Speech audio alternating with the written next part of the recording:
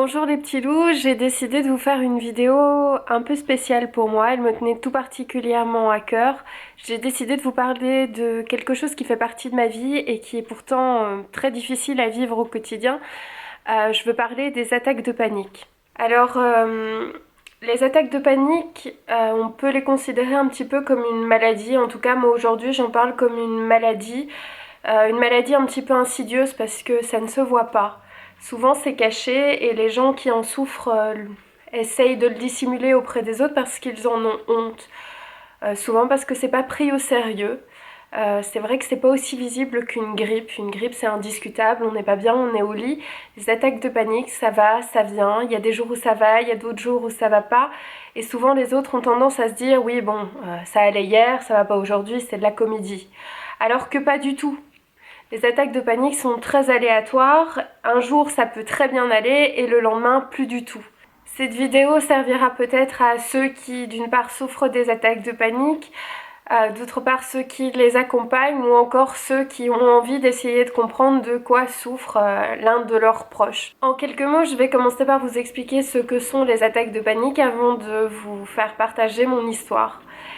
Donc les attaques de panique sont des crises d'angoisse assez terribles qui se déclarent chez des gens qui de base sont déjà très angoissés, ce qui est mon cas. Et il suffit qu'un jour il y ait un choc pour qu'une faille se crée et que d'un coup les angoisses, le stress quotidien deviennent des attaques de panique. Les attaques de panique peuvent surgir dans différentes situations. Pour certains, ce sera simplement le fait d'avoir un entretien d'embauche, d'autres simplement le fait de sortir de chez eux. Ça dépend du degré où on en est. Quand une attaque de panique se déclenche, c'est le corps tout entier qui se met en alerte pour dire qu'il faut fuir alors qu'il n'y a pas de danger. Je vais prendre un exemple. Je suis dans la rue, tout à coup quelqu'un m'aborde et veut me voler mon portefeuille, mes effets personnels. À ce moment-là, j'ai une dose d'adrénaline très très forte. À l'intérieur de moi, je tremble, mes muscles se tendent, j'ai la respiration qui s'accélère. Tous ces symptômes, on les ressent en attaque de panique, à part qu'il n'y a pas de raison pour que ça se déclenche. Mais malheureusement, se le répéter ne suffit pas à les arrêter. À présent, je vais vous raconter comment ça s'est passé pour moi, comment ça a commencé.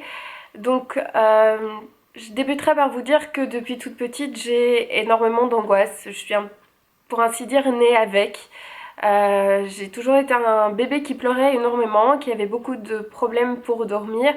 Et dès mon plus jeune âge, mes parents recouraient à de l'homéopathie pour m'aider à gérer mes angoisses. Mais ce n'est que très récemment que j'ai commencé à avoir de véritables crises d'attaques de panique alors que j'étudiais encore à l'université. J'ai eu un examen qui s'est très mal passé avec un professeur qui m'a dit des choses terribles, il m'a rabaissé vraiment plus bas que terre et ma confiance en moi a pris un terrible coup.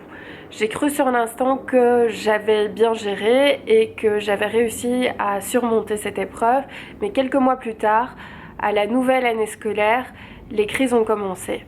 Quand ma première crise a eu lieu, j'étais dans un auditoire très fermé, assez bas de plafond, sans fenêtre.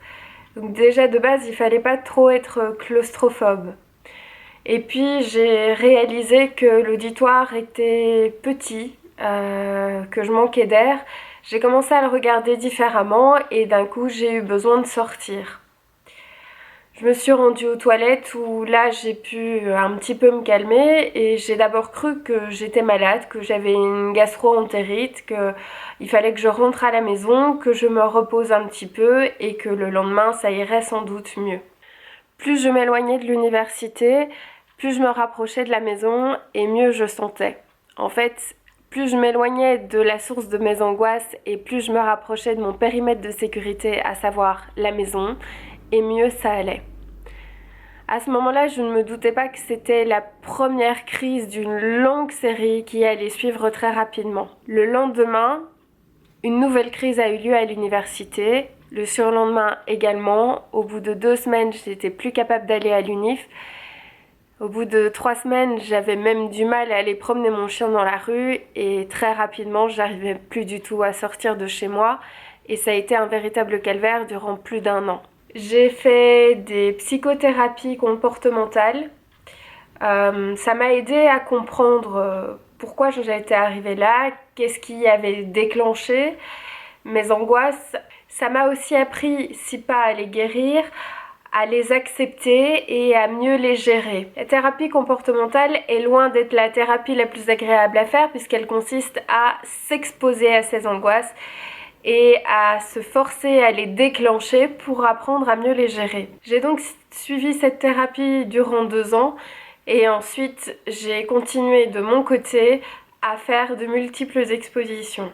Durant 1 an, ça a été beaucoup mieux. J'irai pas jusqu'à dire que je n'en avais plus du tout. Mais comme je l'ai dit, dans les crises de panique, il y a des moments où ça va et des moments où ça va moins bien. Et malheureusement, elles ont repris tout aussi fort qu'avant.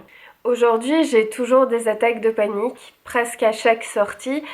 Mais j'annule de moins en moins de choses et je n'ai plus peur de les affronter. Et ça, c'est parce que j'ai développé des petits trucs et astuces que je vous partagerai dans la prochaine vidéo. J'espère qu'elles vous serviront comme moi elles me servent.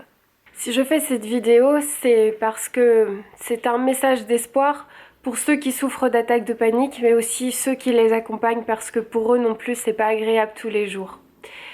Je n'ai pas réussi à venir à bout de mes attaques de panique et je pense au fond de moi que j'aurai toujours cette faille. Tout comme chacun d'entre nous a une faille quelque part. Moi, c'est les attaques de panique. Il n'empêche que j'arrive de mieux en mieux à vivre avec elles. J'ai de moins en moins peur d'en parler et c'est pour ça que je vous en parle à vous. Je les assume quand je vais quelque part. Si j'en ai, je le dis. Et rien que ça désamorce déjà très fort les angoisses.